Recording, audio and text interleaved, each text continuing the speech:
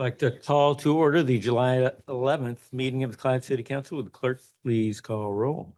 Mayor Edwards. Here. Council members Klein, Here. McCoy, Here. Judkins, Here. Weaver, Here. McElhenney is absent. Very good. Would you all rise and join us in pledge of allegiance? I pledge allegiance to the flag of the United States of America and to the republic for which it stands, one nation, under God, indivisible, with liberty and justice for all. I know of no changes to the agenda. Approval? Second. Motion is second to approve the agenda. Questions or discussion? Seeing none, all those in favor say aye. Aye. Opposed, like sign. The agenda is approved.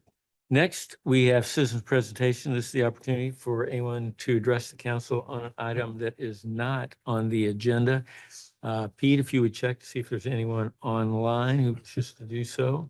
And if there's anyone in the council chambers that wishes to do so, they can approach the podium, keeping in mind that we follow the pillars of character counts, endeavoring at all times to promote and model the principles of trustworthiness, respect, responsibility, fairness, caring, and citizenship. And in all of our business, we adhere to those. For those online, if you'd like to get our attention here in the council chamber, you can use the raise hand function in your Zoom screen. And if you are on phone, you can use remember this, I think it's *4 or *9. I'll double check that out, then put that into the chat if you're like to participate and get our attention. I do not see hands going up, Your Honor. And I see no one in the chamber, so we'll move on then to our first presentation. Richard.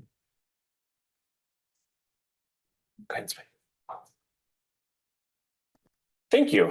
Well, we're just over a week until the next Clive Festival. So like we do every year here, just quick to give you a quick preview of what to expect this next weekend on Friday and Saturday night. So the biggest thing as part of this is the band lined up. So next Friday night, the opening band we have is Monkey 3. I believe that maybe in the past they've gone by Monkey, Monkey, Monkey, but have recently changed their name. So they're the opening.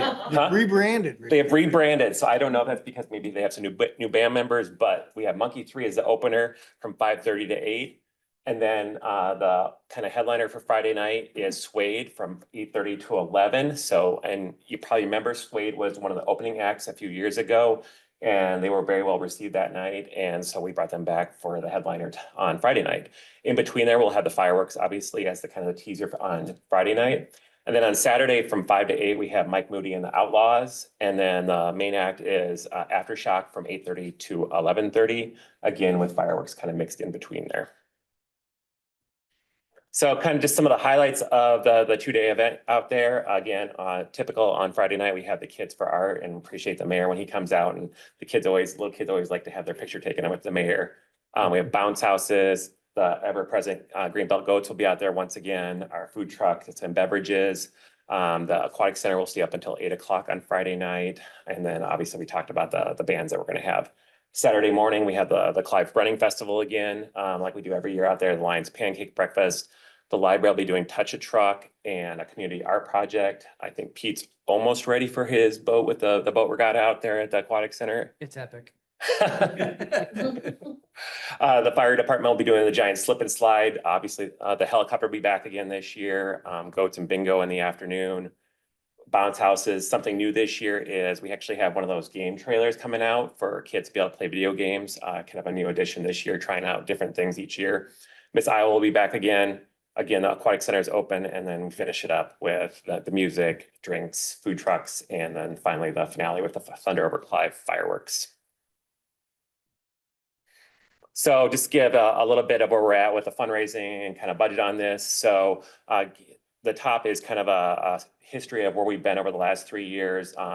We've grown a little bit each year, and we're a little bit ahead of where we were last year with this year, 30,500 in sponsorships, with Lincoln Savings Bank, again, being our title sponsor, Smart Hondas, helping with the fireworks, the Board of Supervisors, Walter Roofing, Community Choice, Willis Auto, and Logan are kind of our premier sponsors, and you can also see the additional ones below that.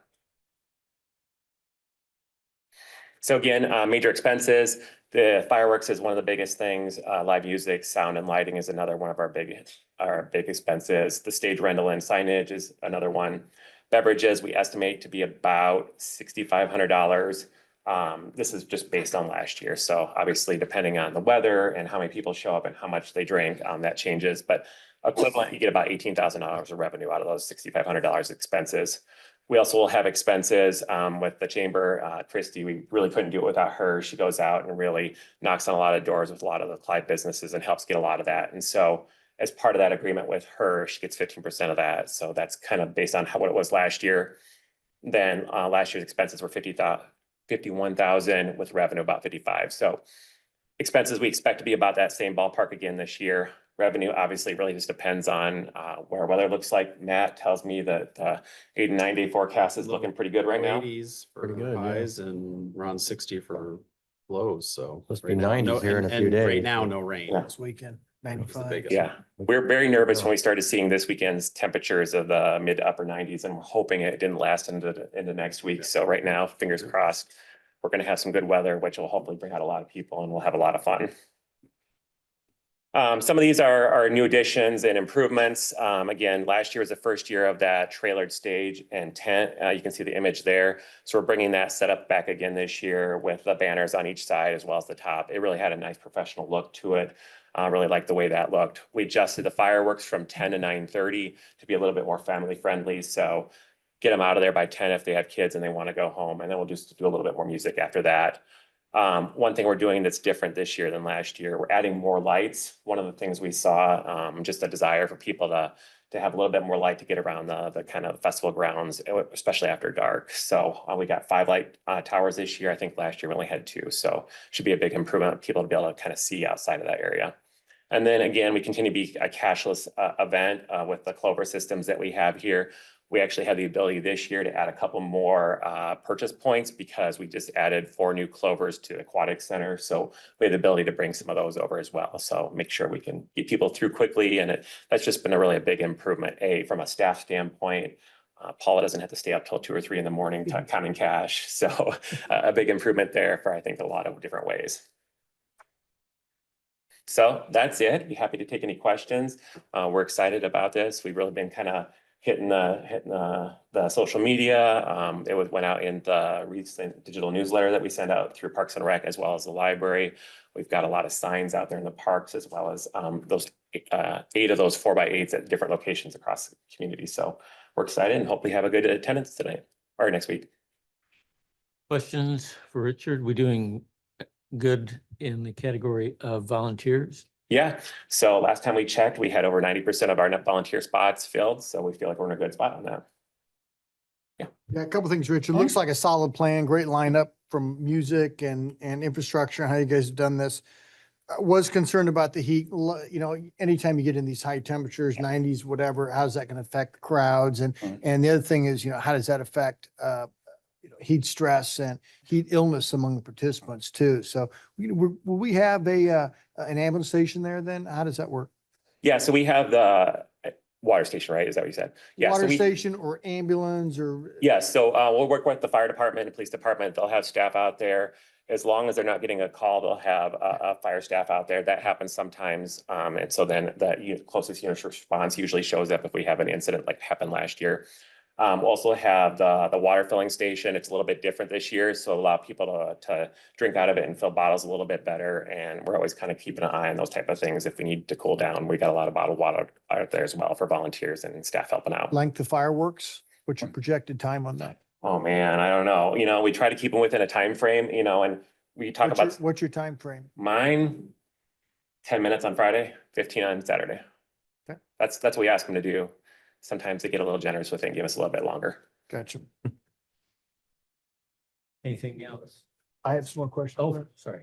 So we've talked a little about this Bankers Trust sign, we Yep. have 50% of that. And as I stood there at the evening, I learned all about their premier checking, but I didn't see anything about Clive Festival.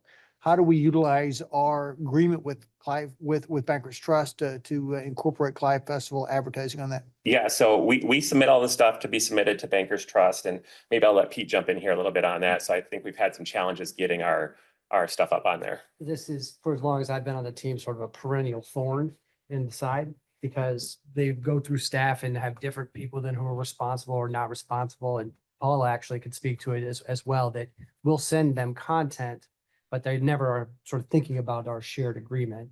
And then we're always searching for who that next person needs to be. Mhm. So periodically we have to go and talk to the new bank branch manager. Chris up there. Beaner, Is talk, Chris, talk to Chris. okay, She's the GM there. Okay. She'll make it happen. okay. We'll get that done. I got a follow-up to that question.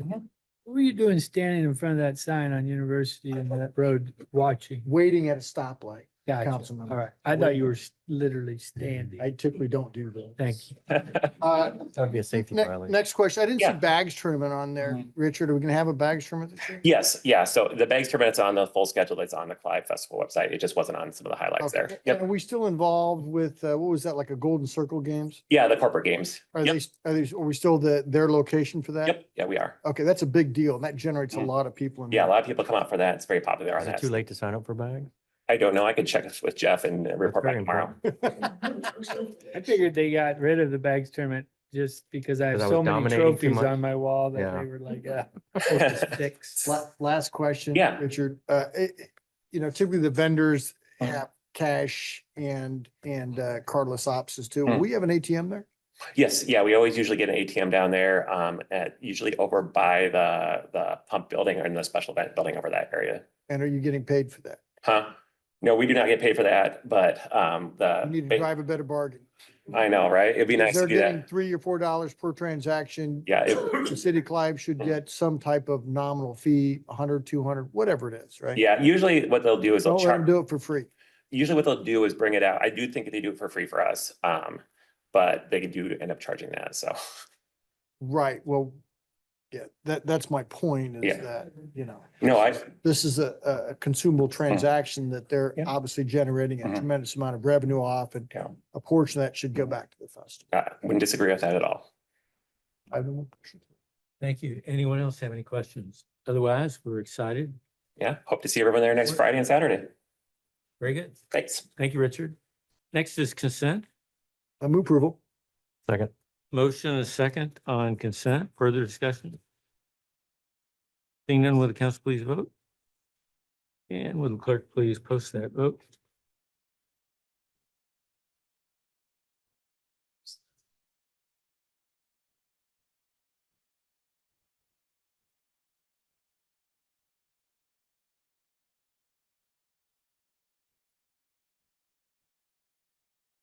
Consent is approved. Next, we have a presentation here from the chief. Chief?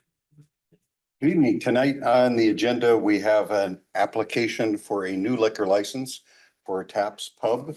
The applicant is Daniel Morris. I performed the required background investigation, and City Clerk Matthew Graham and I met with the applicant, went over with him some of the issues and concerns that we've had with this business in the past, and he was fairly familiar with most of them, being a longtime customer of Taps.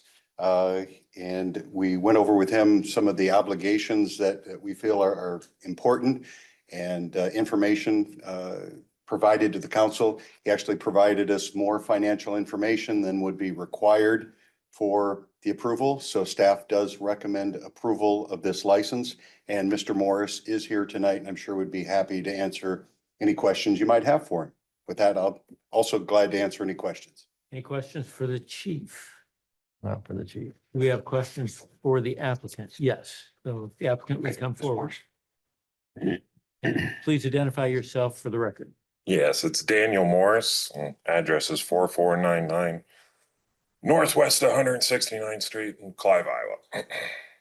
Very good. Ted? So, thank you for being here, Mr. Morris.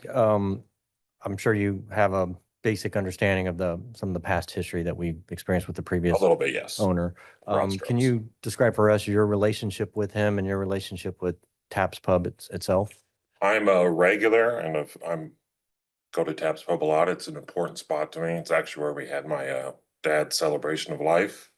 So it's something that I would really like to keep available and open. As far as Tim and I are friends. That's why he came to me to ask me to buy it, because he was concerned that he would not be able to get a liquor license in Clive, or there'd be further difficulties with that. So he came to me privately, and that's how we came to this agreement. Okay.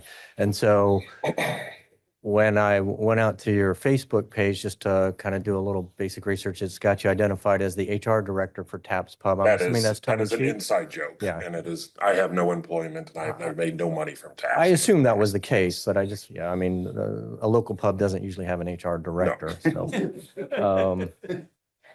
Maybe some of them can use it, but. True. So do you have plans going forward with the prior owner as far as what is his relationship going to be going forward with respect to your ownership? In as far as in the sales agreement, he has agreed to be there for a transitional period. Mainly that'll be back of the house kitchen stuff, because he started all of that at Taps. And he knows all of the food stuff, but he will not have any relationship with Taps in the near future. It'll be more just a transitional thing. So are you going to be paying him a salary or how? He's getting a amount for the sale, and then we talked about doing something like a couple $1,000s a month for a transitional, but really I think that's gonna be more a week or two, not Mhm. long term. Yep. Nina, thanks for coming out tonight, and congratulations on the new business venture for you. Thank you. Will you also be the owner and general manager? How will that work as far from an operational sense? I will be the owner and general manager. Okay. Will the previous owner have any, after the transitional situation, will he have any involvement in it other than, if he wants to be a customer, what have you?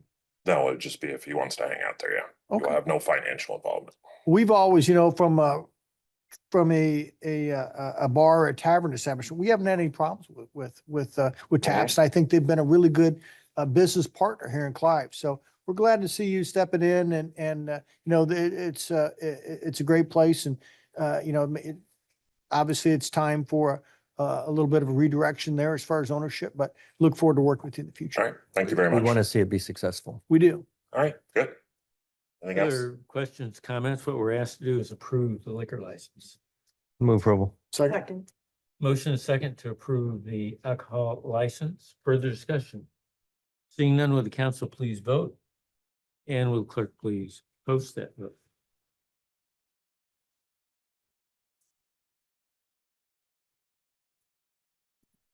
And that passes by a vote of 4-0. Thank you very Good much, luck. guys. Thank you. Richard, we've got a public hearing to set. Thank you. Thank you. So tonight represents a really big step moving forward in getting the construction ready for Greenbelt Landing. So by setting the hearing for August 22nd, that kind of sets in motion the bidding of this project. Construction plans will be finalized on July 19th. It'll be set out to bid on July 24th, with bids due back on August 15th. And hopefully, should those bids be good, be in front of you on August 22nd to award contracts for the Greenbelt Landing project. We're very excited to be at this point in terms of fundraising and funding for the project. The main project we're looking at is about a $9.3 million project. That doesn't include the public art or the playground, since those are kind of separate and are being done separately. So as you recall, the playground will be entirely a donation project, and the public art will be done through a contract that'll probably be on your next agenda for an artist to construct that and install it towards the end of the construction project. Of that $9.3 million, we're pretty close. We're in the neighborhood of about $9.2 million of funding available for the project at this time. So we feel like we're in that ballpark of being very small in terms of the amount of money that we need to fundraise or be able to prepare for if we go over or under. So that also includes about a $350,000 contingency. So we do have a contingency built into that as well. So we feel like we're in a good spot. We'll be working with Pete and Molly to put together a small donation campaign for trees and plaques along the boardwalk that should help us get over that gap as well. But we just want to give you a quick update where we're at, and looking forward to getting this moving forward. Questions for Richard? Otherwise, we're Move the resolution setting public hearing for 8/22/2024 at 6 p.m. Second. Motion is second on the resolution. Further discussion? Seeing none, would the council please vote? And will the clerk please post that vote? And that passes with 4 affirmative votes. Next, we'll move on to our reports. Pete. Thank you, Your Honor. So at our next council meeting, Molly Elder, our communication specialist, and I and others will be bringing forward information about the Clive resident survey. I alluded to this last time we were all together. The more I dig into it, the more positives I see. And one that I wanted to make sure I share with all of you tonight, just is how consistent the performance has been in the city of Clive over the entire decade now that we've been doing this survey. It is really shocking.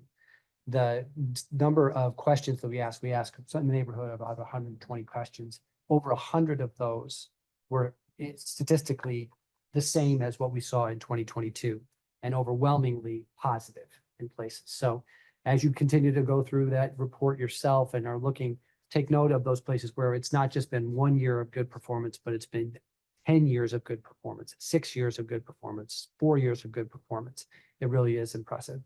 The strongest area of our performance is by far what we're calling sort of the governance facet of livability, which speaks very much to the work that all of you do.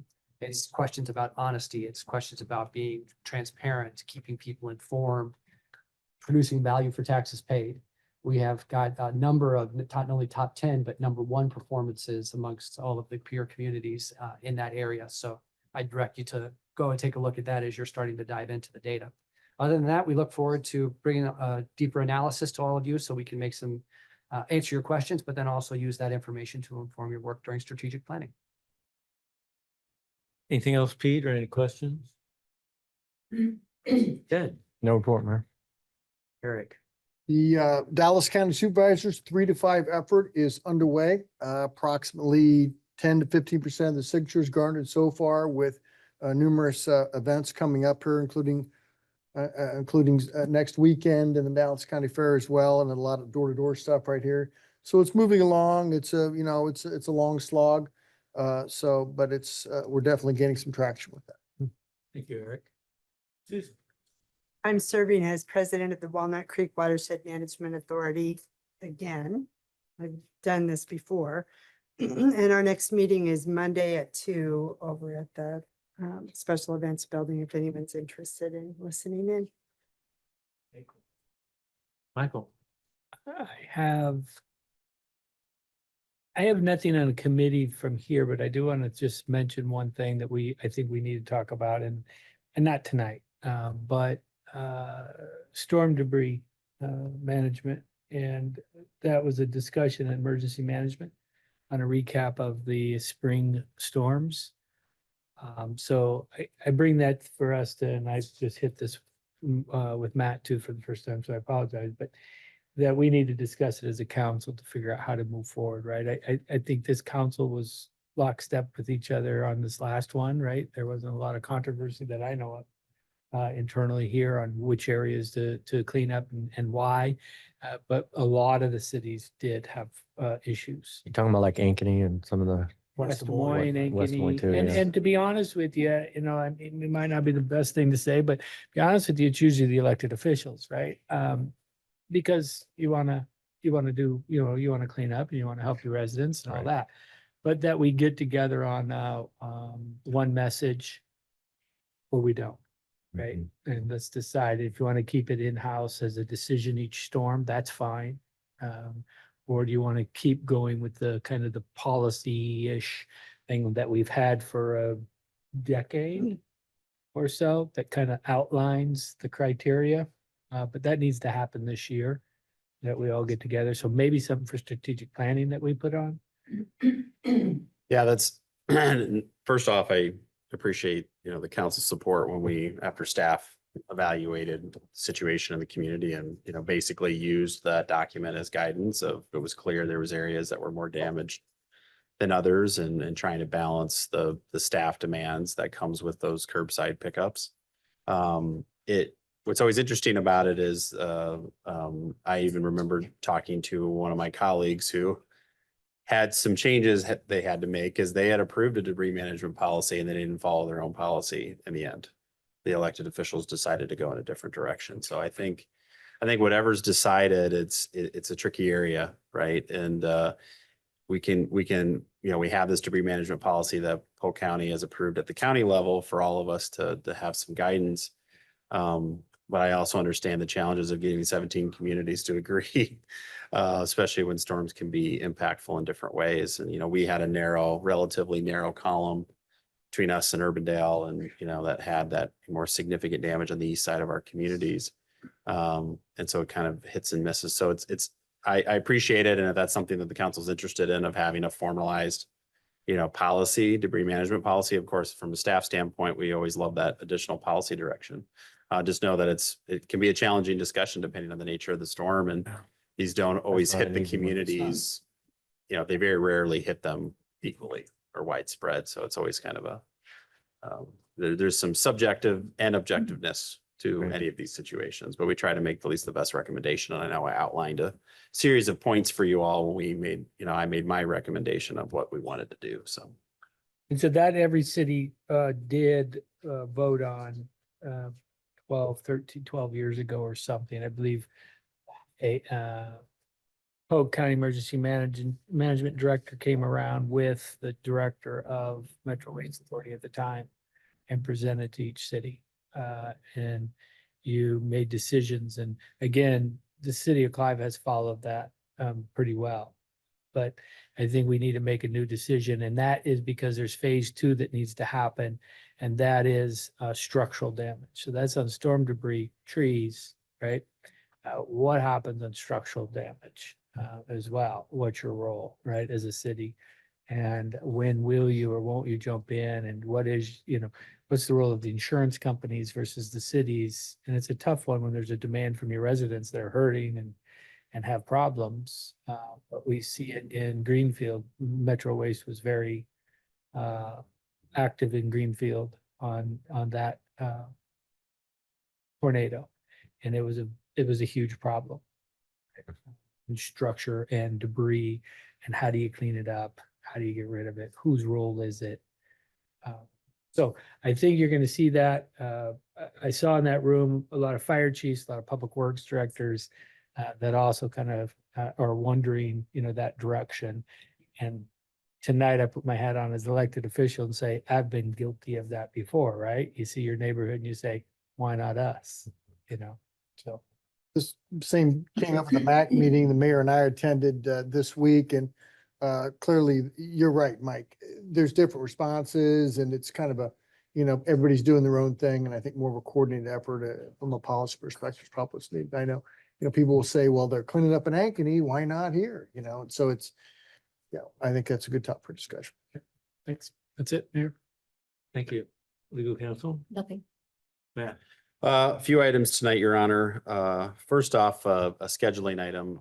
So as we've shared in the past, our current agenda management system is end of life for October. And staff has moved forward with a new agenda management system called the Civic Clerk that Matthew and Paula and staff have been working on. We're getting to a point now where we're doing a lot of the internal staff testing and training. But we're now ready to, in August, schedule some time with you all. And what I'd like to do, if schedules allow, is on the August 8th meeting, city council meeting, if we could have you all come in a bit early at 5 to then sit up here and Matthew and others, myself, kind of start going through and showing you what this new system looks like. Staff is going to be doing some redundant basically agenda packets with the new, you're still using Novus, and that'll still be the system you'll be using through August. But we're also doing basically a duplicate on the new system to kind of test it and make sure we iron out any bugs between now and then. But we want to start at least an initial training with you all on August 8th and then see what follow-up would be needed as we get to the point. Our hope is to go live in September. We know we need to be done by October, before the end of October. So our hope is by at least the second or maybe even the first council meeting in September is to go live with this new system. It's going to look, from a voting perspective, we want to make sure you're comfortable with it. Obviously, it's a very important part of what you do up here. I think you're going to like the system much more. I know there's been some concerns, obviously, with Novus over the years. I think from a staff perspective, we're excited about this system. It's much more efficient, has a workflow process that is way better than what Novus had. And so, but of course, with any software transition, there's always going to be a few bugs and process issues that we need to work through. So we'd like to do that, while we in the kind of a transitional period. So if that works schedule wise for you all, I'd love to get that on the calendar, and I would send obviously a meeting invite for that ahead of the meeting. And You talking about like 5:30? I think we probably should do five, Five, just to give us a little bit of breathing room between the end of the training and then the council meeting. Okay. Give you, time before it's kind of reset. Right. Because a couple of things we'll need to do is we'll need to set up some new links on your devices to direct you to the right place. We'll probably have some ability, I think, Matthew, for them to even play around with, even after the fact, the new system, just to kind of get the look and feel of it. But we'll work out kind of a whole training, outline and schedule for that particular event, if that works schedule wise for you all. Since you didn't hear him very well on time, he also said he'd bring light dinner. Perfect. With happy hour. Yeah. Well, we got drinks. So we also, Your Honor, wanted to circle back on Alice's Road. Following up with the city of Waukee. They have touched base with all the elected officials over there, and we've come to an agreement on having a slightly shorter phase one. That includes a traffic signal at a horizon and a roundabout at the Boston Parkway intersection of Alice's Road. At this point in time, we're going to defer and stop short of the Delwood Avenue intersection. So this is the one would just be south of Douglas, to kind of leave that for the Douglas conversations. And I think we might have to it buys us some time to make sure we've got a phase one that we can get ready to be bid in 2025 for construction. And it may warrant some more dialogue between the elected officials, because there is, they're still hung up on roundabouts to a certain degree. So, but they're understanding, obviously, we have roundabouts in two spots on Boston to the east, at Berkshire and 156th, so it made good sense. And Boston continues in their community for a ways until it ends at the park there to the west of Alice's Road. So that is where we're at this point. I think we've come to a tentative agreement on where that phase one is going to look based on my conversations with their city administrator. But then that'll buy us some time to have some further dialogue about Dogwood and Douglas. Douglas is a little bit of an interesting intersection because, of course, Waukee is about only a quarter, the southwest corner, and we're 3/4 of that intersection. So that's going to be a conversation that we need to think through. Propose my 3/4 roundabout to a quarter stop and go. I did not know, but that could be a conversation we have. So we are moving forward. We'll have some right-of-way work that we need to do, particularly for that roundabout at Boston. We need to acquire some more right-of-way because that roundabout is a little bit wider than the roadway, 5-lane roadway would be itself. But this now gives us a path forward to get moving on that phase one. So we will have that. We weren't likely to get it. It was going to take probably 2 construction seasons to get all the way up to short of Douglas constructed anyway. So now this gives us maybe a more manageable 2025 construction schedule, and then 2026 looking at getting up to Douglas. It was going to probably play out similarly anyway, just maybe be bid in 2 separate bid packages. Lastly, I wanted to mention at the next council meeting, we'll have a couple retirement celebrations, Chief Enema and Roxanne. So we'll have a little bit of ceremony at the beginning of that meeting. And then also with the PD in particular, we'll kind of have, for lack of a better phrase, changing of the guard, I guess, because of the domino effect. So you'll have all at that meeting, a new captain, a new lieutenant, and new sergeants. So we'll have a kind of an interest. Don't have that happen very often, but you will have that happen at the next meeting. It'll be kind of a nice little ceremony as a part of that transition. So Chief, thanks for the cups. Appreciate that outgoing gesture. She'll give you her cup. Sorry, I didn't know. I wasn't saying anything about that. That's all I have, Your Honor, unless there's any questions. Is there any other business for the good of the order this evening? Seeing none, we'll adjourn at 6:34.